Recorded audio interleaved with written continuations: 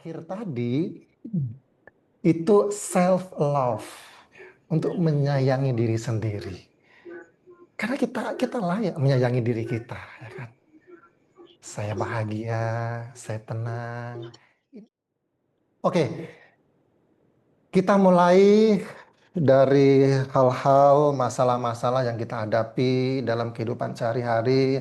Siapa dari Anda, siapa dari teman-teman semuanya di sini yang pernah mengalami lelah, overthinking, masalah datang bertubi-tubi, kemudian di dalam pikiran gelisah, terus katakan saya di dalam kolom komentar. Siapa yang pernah overthinking, katakan mindfulness. Karena meditasi mindfulness ini sangat bermanfaat sekali. Hanya hitungan hitungan menit teman-teman bisa kembali fokus, bisa kembali tenang. Siapa di sini yang ingin lebih tenang hidupnya, bahagia dan tenang? Katakan saya kembali di dalam komentar chat karena banyak sekali teman-teman yang baru terhubung. Ini sudah 154 yang terhubung. Ya kan, dan masih terus nambah terus. Ya kan, itu artinya apa? Itu artinya banyak masalah yang kita hadapi dalam kehidupan saat ini. Dan hanya apabila saya punya problem dengan pikiran saya, teknik-teknik mindfulness meditasi, saya bisa diskusi dengan guru saya. Waktu itu saya masih ingat, dari India, namanya Betnat Acharya. Nah, guru saya ini yang guru pertama meditasi saya, membimbing saya begitu luar biasa. Kemudian saya merasa cocok dengan meditasi mindfulness ini. Kemudian tahun 2005, 2006, 2008, 2009, 2010, 2011 LP. Nah, overthinking tidak bisa dilawan dengan berpikir lebih keras. Ia perlu dilepaskan dengan sadar. Semakin dilawan, semakin kuat ia kembali. Ketenangan lahir saat kita melepaskan.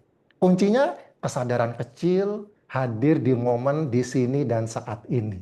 Nah, belajar meditasi mindfulness adalah belajar kita mengenali pikiran kita, tahu pikiran kita, sadar pikiran kita.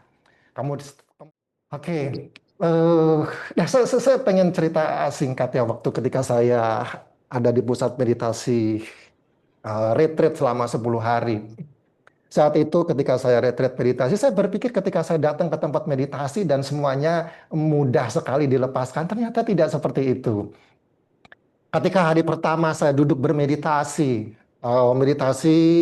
jadwal meditasi dari jam 4 sampai dari jam 4 subuh, ya, jam 4 subuh. Ya, pesan, pikiran itu seperti awan di langit.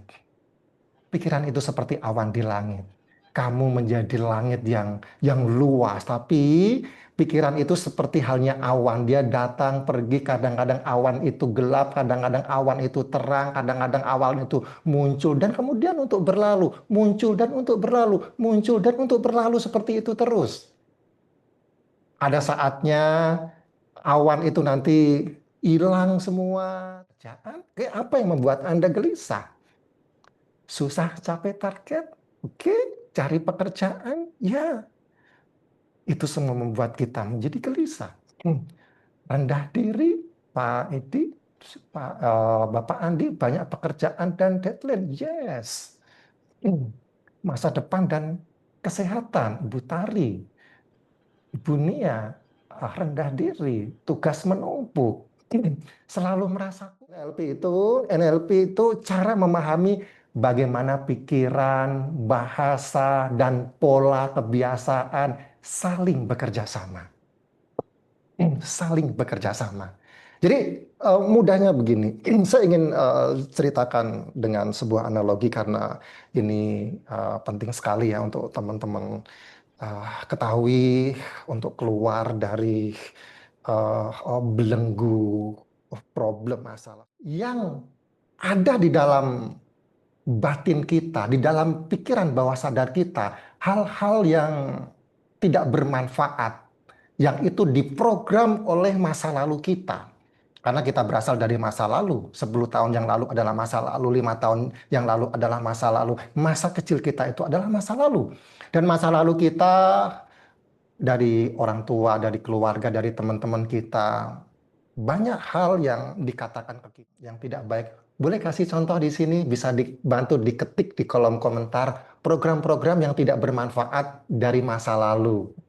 Contoh misalnya, ya kamu kan kamu tidak layak sukses, orang tuamu aja Oh, susah, ya kan?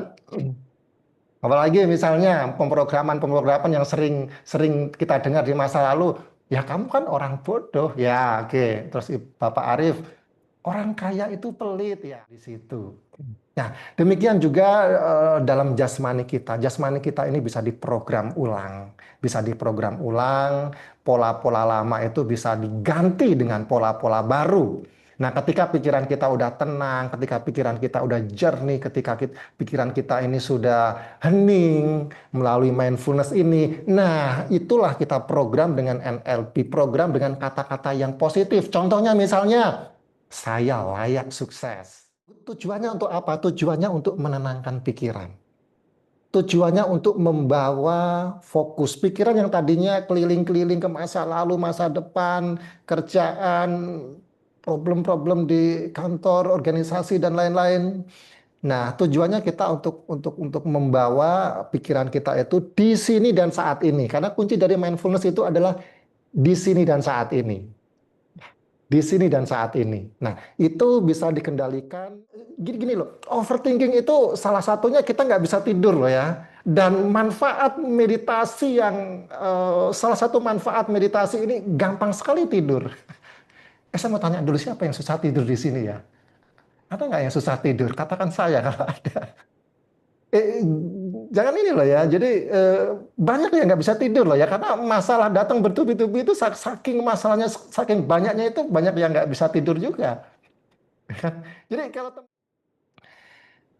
inilah hidup yang kamu cari selama ini, pikiran lebih jernih, yang kita semua ingin mencari kehidupan yang lebih tenang, lebih bahagia, lebih ringan, lebih sukses, lebih lebih bahagia, ya kan?